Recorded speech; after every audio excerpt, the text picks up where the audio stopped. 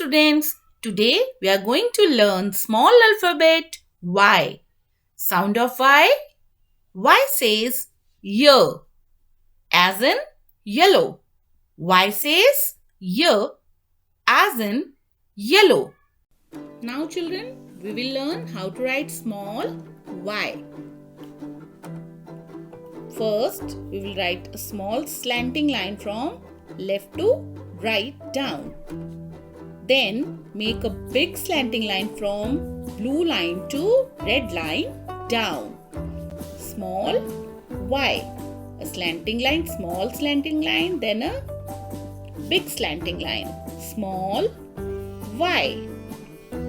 Again, small y. A small slanting line and a big slanting line.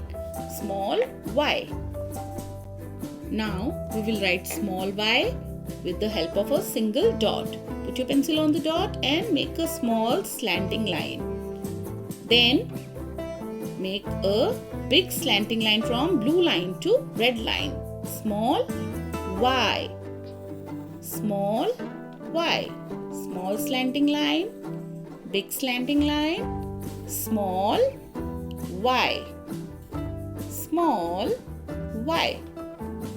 Small y.